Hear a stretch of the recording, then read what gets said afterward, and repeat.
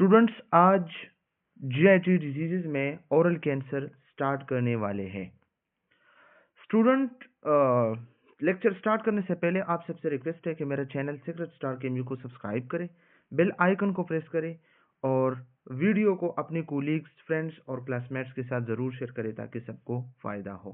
Thank you so much. सबसे पहले हमने डिस्कस करना है व्हाट इज़ कैंसर। कैंसर हमारे पास क्या है स्टूडेंट? कैंसर हमारे पास जो है अनकंट्रोल ग्रोथ ऑफ सेल्स। हमारे बॉडी में जो सेल्स होते हैं ना, ये ग्रोथ करता है लेकिन अनकंट्रोल। वैसे हमारे बॉडी में जो सेल्स ग्रोथ करता है ना, तो वो जीन या डीएनए के कंट्रोल के मुताबिक करता है, ठीक है, एक ऑर्गेनाइज वे में काम करता है। लेकिन कैंसर में ये एबनॉर्मल ग्रोथ को स्टार्ट करता है, रैपिडली एंड एबनॉर्मली ये ग्रोथ को जो है स्टार्ट करता है, ठीक है। तो इसी तरह जो हमारा ओरल कैविटी है या बकल कैविटी है, मतलब हमारा जो माउथ है, तो इसमें एबनॉर्मल ग्रोथ स्टार्ट हो जाता है, चाहे वो गम्स में हो या पैलेट में हो, ठीक है, हार्ड प्लेट में हो, सॉफ्ट प्लेट में हो, ठीक है, या हमारा जो म्यूकस मेम्ब्रेन है इसमें हो। तो ये सब जो हमारे पास है ओरल कैंसर में शामिल है, ठीक है। यहाँ पे देखें डिफिनेशन लिखा है कैंसर का, uncoordinated and uncontrol growth of tissue. हमारे बॉडी में जो टिश्यू होते हैं ना, तो इसके अनकोऑर्डिनेटेड मतलब एक दूसरे से जो है कोऑर्डिनेशन नहीं रखता है। मतलब सेल, फॉर एग्जांपल हमारे पास अगर सेल है, यहाँ पे आप देख सकते हैं ये हमारे पास सेल है, ठीक है। तो सेल के अंदर न्यूक्लियस होता है, न्यूक्लियस के अंदर हमारे पास डीएनए होता है। तो ये डीएनए न्यूक्लियस को और न्यूक्लियस इस सेल को जो है कंट्रोल करता है। तो इसमें अगर मियोसिस होता है, ठीक है, अगर जर्म सेल है या अगर सोमेटिक सेल है या माइटोसिस होता है, तो ये कंट्रोल वे में होता है, ठीक है, इस डीएनए से पूछ के, इस डीएनए पे जो जीन है इससे पूछ के। लेकिन कैंसर सेल क्या करता है, इस डीएनए से नहीं पूछता है, खुद ब खुद जो है सेल डिवीजन स्टार्ट करता है, अनकंट्रोल डिवीजन करता है, सही है। तो यहाँ पे आप देख सकते हैं uncoordinated and uncontrol growth of tissue. आपके जो टिश्यू है ना, ये एक दूसरे से कोऑर्डिनेशन नहीं करते हैं कि इधर जो है डिवीजन होना चाहिए या नहीं होना चाहिए, बस ये जो है बस डिवीजन करता है और अनकंट्रोल भी करता है, ठीक है। Resulting from multiplication of itself and the condition persist even after the stimulus और the initiating factor is removed. इसका क्या मतलब है? इसका मतलब ये है कि कैंसर सेल जो है रैपिडली और एबनॉर्मली जो है ग्रो करता है और ये अपना ग्रोथ जो है स्टॉप नहीं करता है। अगर आप इसके ट्रिगर को कम करें या इसके काज को आप खत्म करें, ठीक है, ये फिर भी जो है डिवीजन करेगा और ये एबनॉर्मल सेल जो है एक मास में कन्वर्ट हो जाता है। इसका नाम है ट्यूमर, सही है। तो ये हमारे पास जो है कैंसर का जो है डिफिनेशन है, सही है। फिर इसके बाद हमारे पास जो है इसके कुछ टाइप्स हैं, ठीक है, इसको हम वन बाय वन डिस्कस करने वाले हैं। टाइप्स में हमारे पास जो है types of intra oral malignancies. Intra oral malignancies मतलब mouth cancer, intra oral malignancies mouth cancer, ये हम कह सकते हैं इसको, ठीक है। तो इसमें हमारे पास जो फर्स्ट वन है, tumour originate from surface epithelium. वो ट्यूमर जो सरफेस एपिथेलियम से जो है बन जाता है, ठीक है। तो इसमें हमारे पास जो है क्या होते हैं, ये एराइज हो जाता है माउथ एपिथेलियम का जो आउटर लाइनिंग है, ठीक है। तो इसमें फिर हमारे पास जो है number first squamous cell carcinoma, ये मोस्ट कॉमन टाइप है, 90 to 95% ये लोगों में मौजूद होता है। इसको SCC कहते हैं, SCC, स्क्वेमस सेल कार्सिनोमा, ठीक है।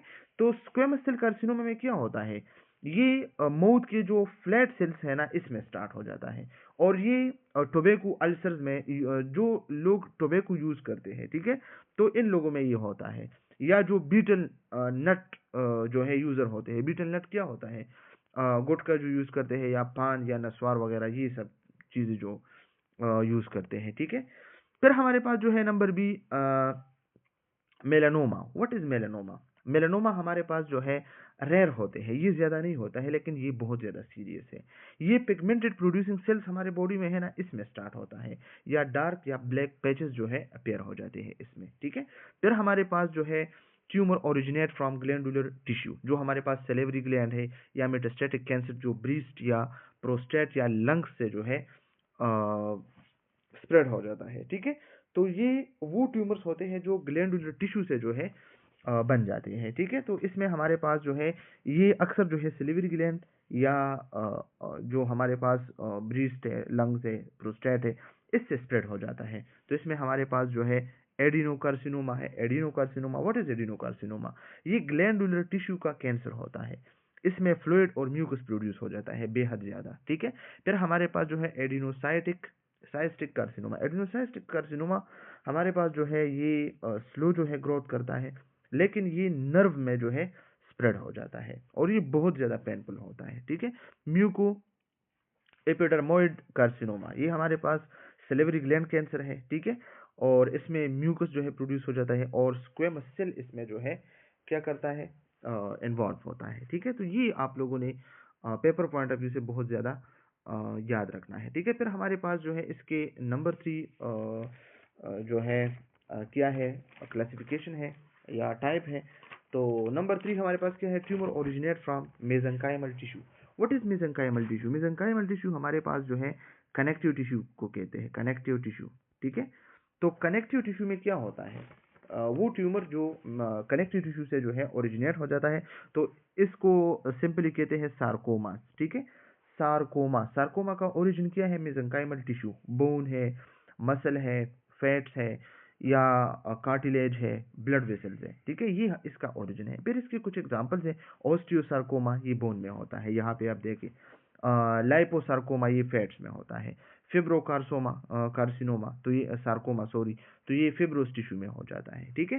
ये चीज़ें आप लोगों ने याद रखना है, ये पेपर पॉइंट ऑफ व्यू से बहुत ज़्यादा इंपॉर्टेंट है, ऑलरेडी ये पेपर में आ चुके हैं। फिर हमारे पास जो है लाइम्पोमा। What is लाइम्पोमा? लाइम्पोमा हमारे पास इसका ओरिजिन है लाइम्पोइड टिश्यू, जो इम्यून सिस्टम है, लाइम्फ नोड है, इसमें स्प्लीन है, थाइमस है, ये सब चीज़ें जो है बहुत ज़्यादा इंपॉर्टेंट है, ठीक है। तो फिर इसके बाद इसका एटियोलॉजी है। एटियोलॉजी क्या है?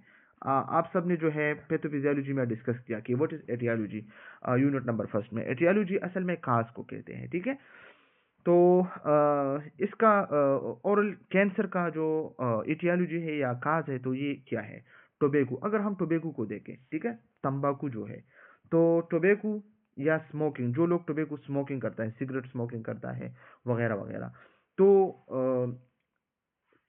अगर एक बंदा 40 से ज्यादा सिगरेट्स एक दिन में पीते हैं, ठीक है, तो इस बंदे का जो है 5 to 7 टाइम ज्यादा जो है इम्कान है कि इसको कैंसर हो जाए, ठीक है। ये हाई रिस्क में होता है 5 to 10 टाइम्स नॉर्मल बंदे से, ठीक है। जो बंदा 40 to 50 या 40+ सिगरेट्स एक दिन में पीते हैं, ठीक है। ये आप लोगों ने याद रखना है, यहाँ पे ये लिखा है, ठीक है। फिर हमारे पास जो है टोबैको में क्या होता है, कार्सिनोजेंस होते हैं जो डीएनए को डैमेज करता है और इससे कैंसर वजूद में आता है, ठीक है। इसके अलावा भी हमारे पास गुटखा है, पान है, नस्वार है और ये सिगरेट है, ये वगैरह सब चीज़ें जो है बहुत ज़्यादा डेंजरस होते हैं, ठीक है। फिर हमारे पास अल्कोहल। अल्कोहल क्या है, हमारे पास एक इरिटेंट या इरिटेंट सॉल्वेंट है, ठीक है। इरिटेंट है जो इरिटेशन काज करता है और ये एक अजीब किस्म का सॉल्वेंट है। ये क्या करता है, ये टोबैको केमिकल्स को म्यूकोजा में इजीली एब्जॉर्ब करते हैं, तो इसकी वजह से डीएनए रिपेयर एबिलिटी जो है डिक्रीज हो जाते हैं। और याद रखना, अगर अल्कोहल और स्मोकिंग आपस में मिल जाए, एक बंदा स्मोकिंग भी करता है, अल्कोहल भी पीता है, ठीक है, तो ये हाइयर रिस्क में होता है कैंसर की, क्योंकि ये साइनर्जिस्टिक इफेक्ट क्रिएट करता है। साइनर्जिस्टिक इफेक्ट का क्या नाम है, साइनर्जिस्टिक इफेक्ट क्या कहते हैं, 2 + 2 = 4 आना चाहिए, लेकिन इससे 8 बन जाता है, ठीक है। अगर ये ए है प्लस बी, A+B = अगर इसका रिजल्ट इतना है तो इतना होना चाहिए, तो ये इतना रिजल्ट देता है। ये साइनर्जिस्टिक इफेक्ट है, ठीक है। फिर हमारे पास जो है कुछ वायरसेस है, ठीक है, कुछ वायरसेस यहाँ पे आप देख सकते हैं, कुछ वायरसेस है। HPV virus, HPV virus human papilloma virus, HPV. तो ये क्या करता है, ये ओरल कैंसर के साथ जो है स्ट्रॉन्ग लिंक बनाता है। फिर इसके अलावा हमारे पास हर्पीज सिम्प्लेक्स है या एचआईवी है, ह्यूमन इम्यूनो डिफिशिएंसी वायरस है, ठीक है।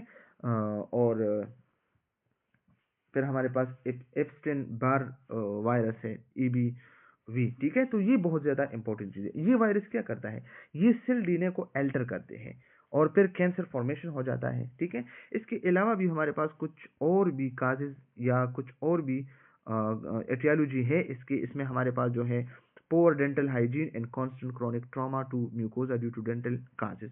अक्सर आप जो है क्या करते हैं, आप माउथ की केयर नहीं करते हैं, ठीक है, बिल्कुल भी आप माउथ की केयर नहीं करते हैं। जब आप माउथ की केयर नहीं करते हैं तो इसकी वजह से भी ये हो सकता है। फॉर एग्जांपल पोअर ब्रशिंग, ठीक है, गलत तरीके से आप ब्रश करते हैं टीथ को, गम्स को और माउथ को, ठीक है।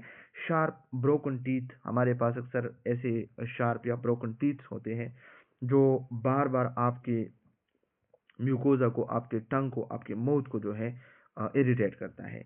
या इल फिटिंग डेंचर, आप जो मसनूई दांत यूज करते हैं, ठीक है, तो वो जो है अक्सर, या आपने जो ब्रेसेस लगाई है तो वो अक्सर जो है आपकी स्किन को जो है क्या करते हैं, कंटिन्यूस इरिटेशन करता है, ठीक है। तो क्रोनिक इन्फ्लेमेशन अक्सर कैंसर में कन्वर्ट हो जाता है, ठीक है। ये ज्यादा नहीं होते लेकिन अक्सर इस तरह होता है, ठीक है। कुछ रेडिएशन ऐसे हैं, एक्स रेज है, सनलाइट से, यूवी अल्ट्रावायलेट रेज है, इसकी वजह से भी ये मसले बन सकते हैं, ठीक है। हेरिडिटरी सिंड्रोम हमारे पास कुछ है, बेसल सेल न्यूज सिंड्रोम है हमारे पास, ठीक है।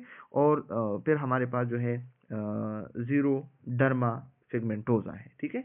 तो ये जो हमारे पास बेसल सेल न्यूवस सिंड्रोम है, तो ये क्या है, ये हमारे पास जो है इसको कहते हैं गोरलिन सिंड्रोम। इसका सेकंड नाम क्या है, गोरलिन syndrome.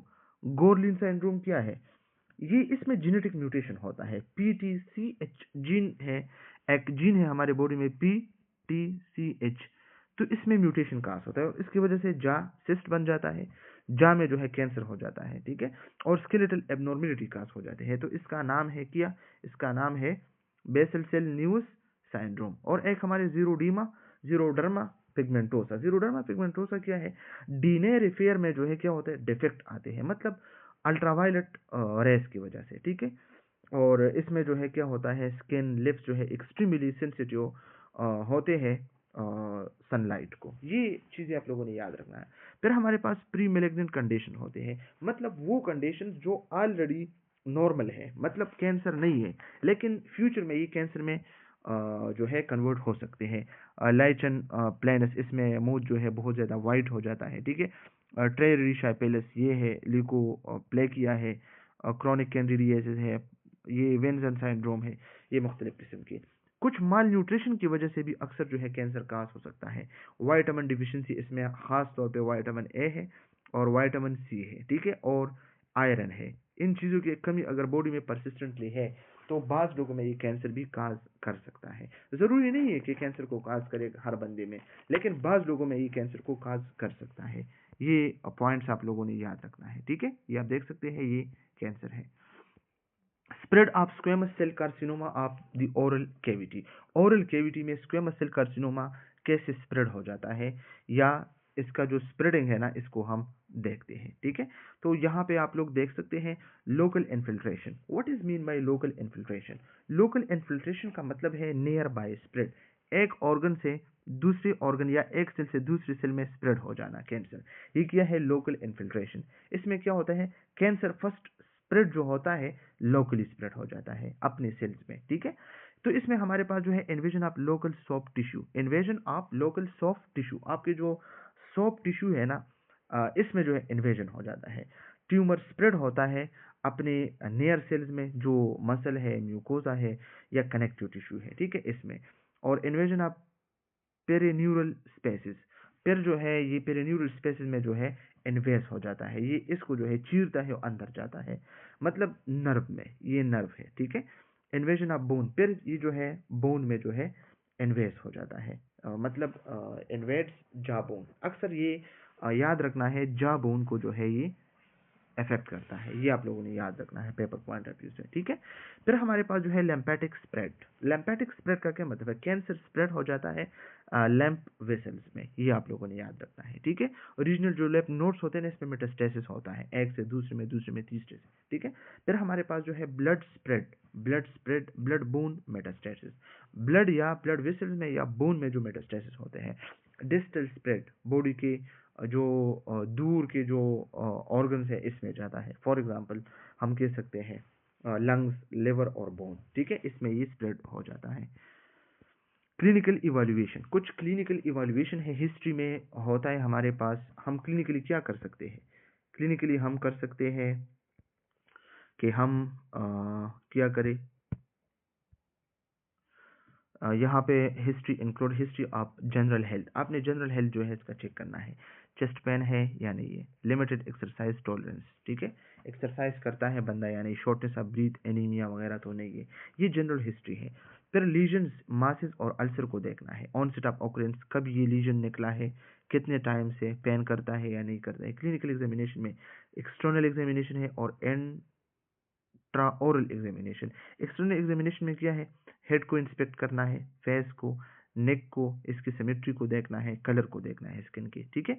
Regional lab note bilaterally दोनों साइड पे आपने इसका एग्जामिनेशन करना है और चेक करना है। इंट्रा ओरल एग्जामिनेशन में आपने इंस्पेक्शन मतलब ऑब्जर्वेशन और पाल्पेशन ट्यूमर की करना है और चेक करना है इसका साइज, इसका शेप और इसका टेंडरनेस और इसका बॉर्डर्स, ठीक है, कि ये कितना है। नंबर थर्ड हमारे पास जो है आपने क्या करना है, रेडियोग्राफिकल एग्जामिनेशन। रेडियोग्राफिकल एग्जामिनेशन में क्या होता है, number first OPG, what is mean by OPG, student ये याद रखना है आप लोगों ने, ओपीजी एक्सरे है हमारे पास, आर्थो पेंटोमोग्राम, आर्थो पेंटोमोग्राम, ठीक है, ये आप लोगों ने याद रखना है। ये हमारे पास एक पेनारोमिक डेंटल एक्सरे है, इसमें हम जो है एंटायर माउथ को 1 इमेज में कैप्चर करते हैं, ठीक है।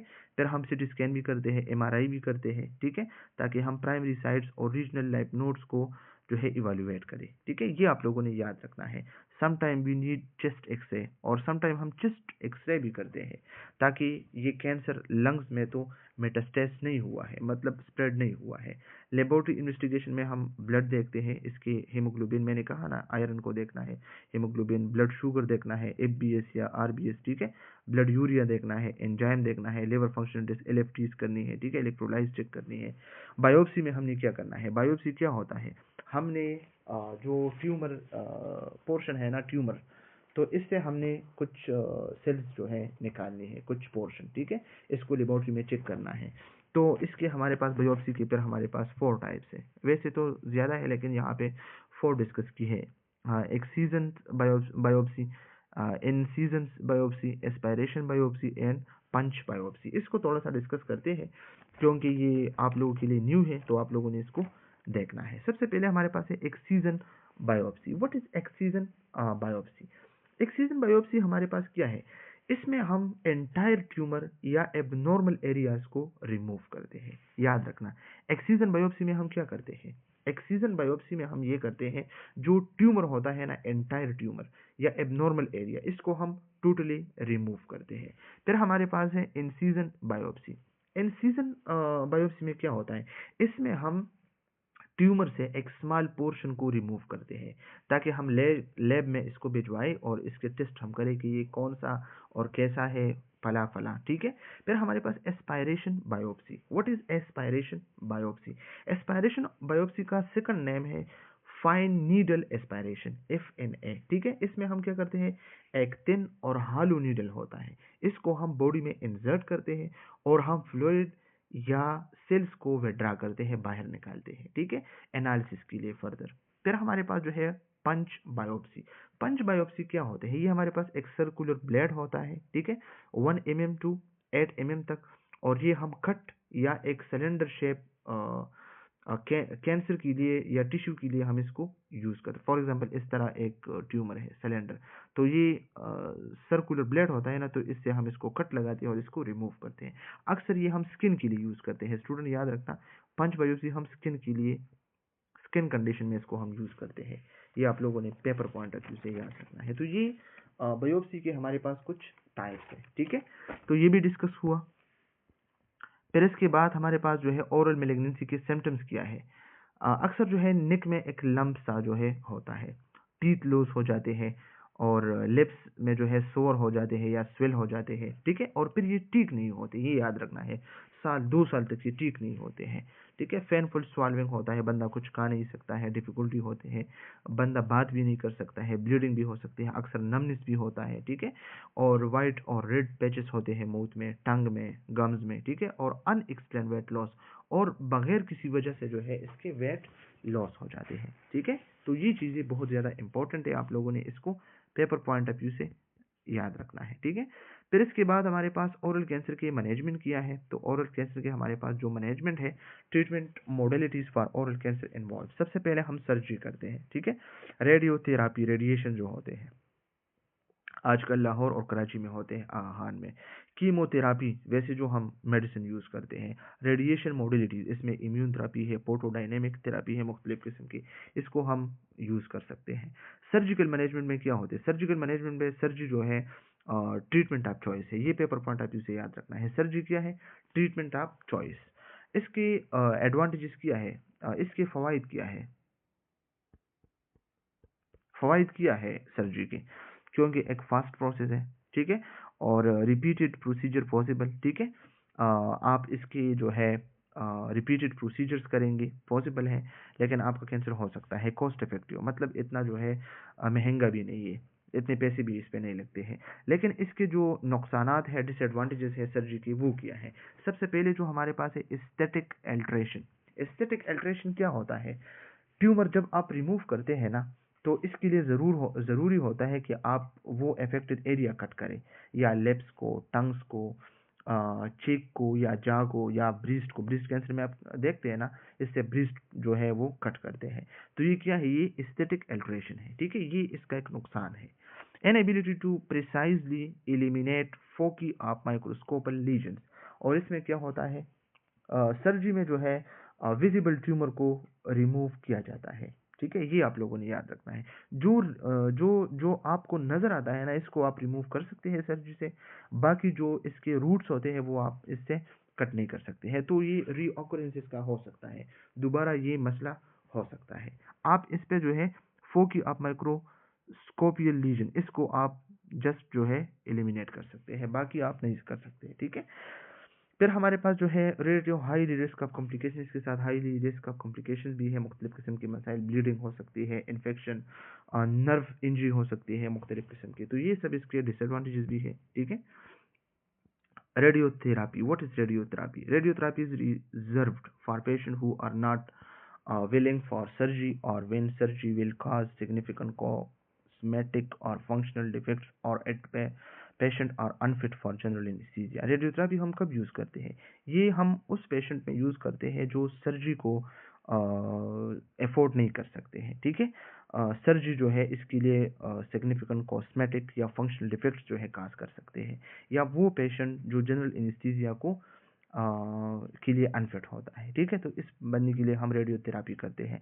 इसकी भी कुछ एडवांटेजेस है। एडवांटेजेस क्या है? फ़वाइद क्या है? Minimal aesthetic and functional alteration, ठीक है।